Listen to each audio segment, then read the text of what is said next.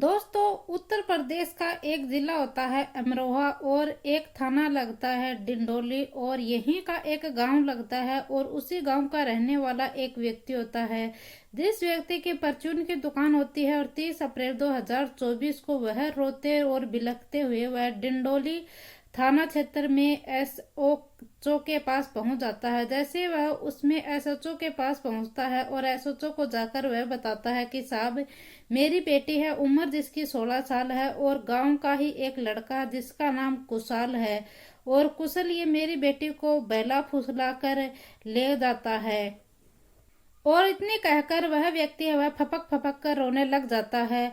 Police बस ये सुनने के बाद पुलिस यहाँ पर आईपीएस की धारा 363 और के तहत मुकदमा और अपराध 211 के तहत जो मुकदमा वह दर्ज कर लेती है और यह लड़की को बरामद करने के लिए पुलिस है लगातार इस लड़की को बरामद करने की कोशिश कर रही थी। चाहे उस लड़की के रिश्तेदार हो, दोस्त हो, परिवार वाले हो, उन सभी को हिरासत में लेती है और हर किसी को लेने के बाद ये पूछती है कि आखिरकार क्या आप इस लड़के और लड़की को कहीं देखा है तो हमें बता दीजिए और आखिरकार जो लड़की है उसको बरामद किया जा सके, ताकि उस लड़की को भी जल्दी से जल्दी बरामद किया जा सके। और जब लड़की को और आखिरकार ये लड़की खोजी जाएगी, जब ये लड़की खोजी जाएगी तो 8 मई 2024 को जब लड़की बरामद नहीं हुई तो जिस दिन ये लड़की बरामद होगी उस दिन जो मजिस्ट्रेट के सामने धारा 164 के तहत इस लड़के के जो बयान है वह दर्ज किए जाएंगे।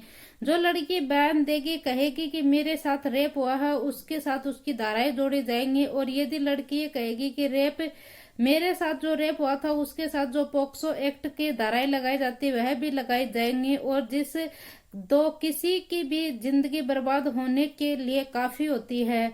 और यह लड़की और ये सब धाराएं लगने के बाद हर किसी की जिंदगी है वह बर्बाद हो जाती है, क्योंकि इसमें उम्र कैद की सजा सुनाई जाती है। अधिकतम से अधिकतम उम्र कैद की सजा होती है, इसीलिए इसकी जिंदगी बर्बाद हो सकती है। दरअसल आज की जो मैं कहानी आपको सुनाने जा रही हूँ यह हर उस लड़के को सुननी चाहिए जिसको प्यार होता है, जिसके माँ बाप, जिनके बेटा बेटी भी होते हैं। और ये कहानी पुलिस वालों को भी सुननी चाहिए, ये कहानी है ये डॉक्टरों को भी सुननी चाहिए, ताकि जो ये पुलिस वाले हैं यह जो लड़के का मामला आता है तो उनमें जो मुकदमा दर्ज करते हैं तो उसमें निष्पक्षता और ईमानदारी के साथ जांच करें। और साथ ही जो डॉक्टर हैं उनकी जो लड़कियों की जो मेडिकल रिपोर्ट बनाते हैं उनमें जो रिपोर्ट आती है वह सही से बनाए। और यह कहानी है हर समाज के उस व्यक्ति को सुननी चाहिए जो कि एक धार्मिक चोला पहनकर, सामाजिक चोला पहनकर जो किसी भी व्यक्ति को अनचाहा दबाव बनाता है। और यह कहानी बनकर शुरू हो जाती है। यह कहानी वाकई में ही एक कहानी झकझोर देने वाली कहानी है। यह किसी को एक संदेश देने के लिए नहीं काफी है। नमस्कार, राधे राधे, जय श्री कृष्ण। दोस्तों, मैं पूजा। आज की जो सच्ची घटना मैं आपको सुनाने जा रही हूँ यह सच्ची घटना है उत्तर प्रदेश का एक जिला लगता है बरेली और बरेली का ही एक थाना लगता है बारादरी। और बात कर रहे हैं हम 2 सितंबर 2019 की। और जब इस जो 2 सितंबर 2019 की मोहल्ला है दुर्गा निवासी की एक विधवा महिला होती है और वह थाने में जाने के बाद जाती है और थाने में वह रोते बिलखते हुए जाती है और कहती है कि साहब, मेरी एक बड़ी बेटी है, वह झांकी का काम करती है और उसकी जो झांकी में वो काम करती है, उसकी जो झांकी है उसका नाम होता है अजय उर्फ राघव, नाम होता है लड़के का जिसके साथ वह काम करती है। और फिर जो ये महिला है विधवा ये थाने में आती है और ये कहती है कि हमारी जिंदगी का सब कुछ ठीक ठाक चल रहा था और जब फिर मैं एक दिन जो मेरी बड़ी बेटी है उसके साथ मैं कहीं किसी काम से चली गई थी। 29 अगस्त 2019 को विधवा महिला कहती है कि मैं मेरी बड़ी बेटी के साथ किसी काम से चली गई थी और फिर मेरी जो छोटी बेटी है वह घर में अकेली थी। उम्र उसकी 15 साल होती है और वह घर में अकेली थी। इसी बीच में जो लड़का होता है ये अजय उर्फ राघव ये घर में आता है। घर में आने के बाद जो मेरी छोटी बेटी थी 15 साल की, उसे बहला फुसला कर ले जाता है। आखिरकार वह कहाँ गया है कहाँ नहीं गया हमें कुछ भी नहीं पता है। और वह कहते हैं कि हम जो अजय का कमरा है उस पर भी जाकर देखे थे, वह वहां भी नहीं मिले। जब ये महिला है यह अपनी विधवा होने की बात बताती है तो जो पुलिस वाले हैं उनका दिल है वह पसीज जाता है और पुलिस वाले हैं आखिरकार मुकदमा दर्ज कर लेते हैं। इसमें मुकदमा दर्ज करते हैं अपराध संख्या 1029 की और आईपीएस की धारा होती है 363 जो कि अपहरण की धारा लगती है। अब इस पुलिस है यह इस मामले को बड़ी ही गंभीरता से लेती है। फिर यहाँ पर बताया जाता है कि जो लड़की है उसकी उम्र 15 साल है, वह नाबालिग है और जो लड़का है वह बालिग हो चुका था। और फिर इनको जब पुलिस है वह खोजने की कोशिश करती है और जो लड़का है इसके जो सभी रिश्तेदार हैं और लड़के के जो दोस्त हैं उन सभी को पुलिस कड़ी मशक्कत के बाद जो पुलिस है इधर उधर दबाव बनाती है और जो उनके दोस्त परिवार वाले रिश्तेदारों के जहां जहां तक उसकी पहुंच होती है वहां वहां पर पुलिस है उसे खोजने की कोशिश करती है। और आखिरकार अजय और जो वो 15 साल की लड़की थी इन दोनों को बरामद कर लिया जाता है। लड़के को हवालात में डाल दिया जाता है और जो लड़की है वह को उसको किसी मजिस्ट्रेट के सामने धारा 164 के तहत उसका बयान दर्ज करवाया जाता है। जब इस लड़की का बयान दर्ज करवाया जाता है तो लड़की एक कहानी फिर इस लड़की ने पुलिस वालों के सामने जो मजिस्ट्रेट के सामने कहानी बताई। उसने कहा कि साहब ये मेरे को नशीला पदार्थ खिलाकर दिल्ली लेकर गया था और वहां पर नशीला पदार्थ खिलाने के बाद इसने मेरा रेप किया था और जब मैंने इसका विरोध करना शुरू किया तो इसने मेरे साथ मार पिटाई की और मेरे हाथ पैर थे वह बांध दिए थे।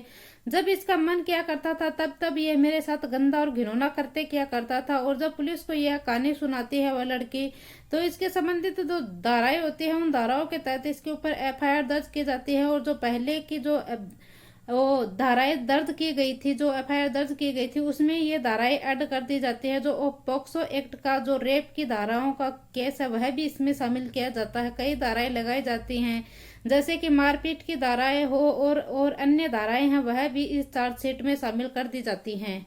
और फिर यहाँ पर इस मामले की चार्जशीट बनाई जाती है और यह जो चार्जशीट है यह चार्जशीट अदालत में पेश कर दी जाती है। जो लड़का यह है जेल में भेज दिया जाता है और जो लड़की है इसे स्पुर्दापूर्वक इसकी माँ को सौंप दिया जाता है। जैसे जैसे ये लड़की बड़ी होती है और ये लड़का है यह जेल में चला जाता है और जो इनका केस है वह कोर्ट में चलता रहता है। फिर जब इसकी शादी होती है तो ये शादी के बाद भी ये बीच बीच में जहां पर कोर्ट में जो पेशी होया करती थी उस पेशी के ऊपर आया करती थी।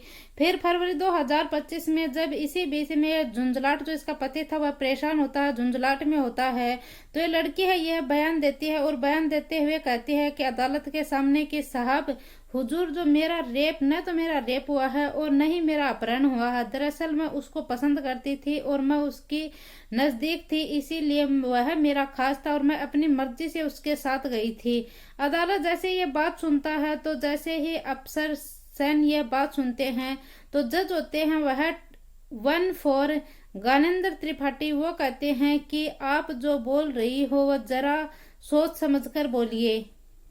और फिर यहाँ पर ये कहते हैं त्रिपाठी सिंह कहते हैं कि अब तुम जो कुछ भी बोल रही सोच समझकर बोलो क्योंकि तुमने पहले भी मजिस्ट्रेट के सामने धारा 164 के तहत बयान दिया था। उसमें तुमने कहा था कि तुम्हें नशीला पदार्थ खिलाया गया था, तुम्हारा हाथ पैर बांधे गए थे और तुम्हारा रेप किया गया था बार बार और मार पिटाई की गई थी। तुमने ये सारी बातें कही। तो फिर वह लड़की उसे कहती है कि हुजूर साहब ये सब कुछ मैंने झूठ बोला था और ऐसा कुछ भी नहीं हुआ था। और फिर वह लड़की है वह कहती है कि ऐसा कुछ भी नहीं हुआ था और मेरे जो कुछ भी हुआ था वह मेरी मर्जी से हुआ था। ये सब कुछ मैंने बयान दिया था, ये सब कुछ मेरी माँ के कहने पर बयान दिया था। और जब उधर जो जज साहब हैं वह अजय की तरफ देखते हैं तो वह पिछले 4 साल 6 महीने 8 दिन से सलाखों के पीछे था। इस बेचारे का क्या कसूर है जो कि उसके ऊपर जो जज साहब है उसको दया आती। वह सोचते कि आखिरकार इस बेकसूर का क्या कसूर था जो कि पिछले 4 साल 6 महीने 8 दिन से जेल में है। अदालत ने इसे तुरंत आदेश दिया और इस व्यक्ति को बेइज्जत बरी कर दिया जिससे कि वह लड़की उसके ऊपर एफआईआर दर्ज कराई जाती है। फिर इस लड़की के ऊपर एफआईआर दर्ज करवाई जाती है और इस लड़की के ऊपर मुकदमा दर्ज करवाया जाता है जिसने 164 धारा के तहत इसने एफआईआर जो बयान दिए थे उसमें फिर एफआईआर दर्ज होती है 195 के तहत इस लड़की के ऊपर परवा दायर किया जाता है और उस लड़की को भी उतनी ही सजा सुनाई जाती है जितने की लड़का सलाखों के पीछे रहा था 4 साल 6 महीने 8 दिन। और फिर यहाँ पर जब ये लड़की को सजा सुनाई जाती है तो इस लड़की के और जो इस लड़की का पति है उसके पैरों तले की जमीन खिसक जाती है। वह समझ ही नहीं पाते हैं कि आखिरकार 1653 दिन अभी लड़की को भी सलाखों के पीछे रहना पड़ेगा। और अदालत है ये यहाँ पर ही शांत नहीं होती है बल्कि ये भी कहती है कि जो लड़की है जिस लड़के के ऊपर झूठा मुकदमा में जेल में भिजवाया था उसे उसकी लाइफ खराब करवाई है और साथ ही अदालत का यह कहना कि अगर ये लड़का आज इतने दिन बाहर होता तो ये लड़का लगभग 2,88,822 रुपए कमा लेता। अगर इस लड़की ये जेल के अंदर भी रहेगी तो इस लड़की को 2,88,822 रुपए देने होंगे। अगर ये रुपए भी नहीं देगी तो इसे 6 महीने की सजा और भी सुनाई जाएगी। फिर बस इतनी खबर थी। ये सोशल मीडिया के माध्यम से, अखबारों के माध्यम से यह सुर्खियों में ये खबर आ जाती है और कहा जाता है कि ये पहले ऐसे जज हैं जो कि ज्ञानेंद्र त्रिपाठी होते हैं। यह लगातार तारीफें हो रही थी इसकी कि जिसने एक लड़की ने एक लड़के को झूठे केस में फंसाकर उसकी जिंदगी बर्बाद कर दी, जिसने उस लड़के की जिंदगी बर्बाद की, अब उसके भी उतने ही दिन बर्बाद होंगे। फिर ये लड़की है ये जेल में चली जाती है और जो बरेली का यह पहला जिला, जो बरेली जिला है, उसके अंदर 5,000 ऐसे मुकदमे हैं जिसमें जो धाराएं हैं वह ज्यादातर बलात्कार की ही लगी हुई हैं। जब अकेली बरेली के अंदर 5,000 मुकदमे हो सकते हैं तो पूरे भारत में तो क्या पता लाखों मुकदमे ऐसे होंगे जिसमें जो लड़के हैं उनको, जो लड़कियां होती हैं उनको 14, 15, 16 साल की उम्र में किसी से प्यार हो जाता है और वह सोचते तक नहीं है कि हमारे परिवार वाले, शायद माँ बाप इस प्यार को एक्सेप्ट करेंगे कि नहीं करेंगे। और साथ ही जो लड़के हैं उनको भी प्यार हो जाता है और उन्हें नहीं मालूम है कि इनके भी जो कानून की धाराएं हैं वह क्या कहती हैं। 18 साल से पहले किसी भी लड़के या लड़की को टच होने तक का नहीं होता है, एक दूसरे की इजाजत और के टच नहीं किया जाता। और साथ ही जो मुकदमा दर्ज होता है और यहाँ पर जो लड़की है वह मालूम होता है ना ही। और 18 साल से पहले जब लड़का और लड़की एक दूसरे को टच करते हैं तो इस पर मुकदमा दर्ज होता है और जो लड़का और लड़की है वह घर से चले जाते हैं तो जो पड़ोसी हैं, जो माँ बाप और परिवार को जीने नहीं देते हैं और जो यहाँ के जो रिश्तेदार हैं और हैं वह जिससे से लड़का और लड़की का ताल्लुक होता है, उनका तमाम वह लोगों को भी जीने नहीं देते हैं। और कहा जाता है कि तुम्हारी जो लड़की है वह फला लड़का के साथ भाग गई है और वह ऐसे चली गई है और जो आगे भविष्य में चलकर इनके रिश्ते हैं उनमें भी आने में दिक्कत हो जाती है। और कई बार तो ऐसा हो जाता है जिसमें कि हिंदू लड़की है वह मुसलमान लड़की के साथ शादी कर लेती है, कई बार जो मुसलमान लड़की होती है वह हिंदू लड़की के साथ शादी कर लेती है।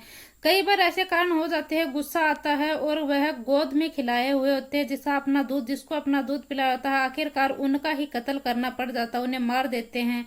लगातार कैसे ऐसी शायद ऐसी बड़ी बेइज्जती होती है उनकी और इसी कारण से जो होते हैं उनको हवास में होते हुए अपना बद हवास खो देते हैं और ऐसा काम हो जाता है। और जो होते हैं ये जो जज हैं ज्ञानेंद्र त्रिपाठी, यह समाज को लेकर एक संदेश देने की कोशिश करते हैं। भविष्य में अगर कोई भी व्यक्ति लड़की को किसी को खिलाफ झूठा मुकदमा दायर करती है तो उसके लिखित में उसका जो रेप हुआ है और उस लड़की को भी उतनी ही सजा सुनानी चाहिए जितनी कि एक बेकसूर व्यक्ति को उस सलाखों के पीछे गुजारनी पड़ी थी। दोस्तों, इस पूरी घटनाक्रम का सुनाने का उद्देश्य मेरा किसी को दिल को ठेस पहुंचाना नहीं है, किसी को परेशान करना नहीं है, बल्कि एक समाज को संदेश देना है और आपको जागरूक करना है। जय हिंद, जय भारत।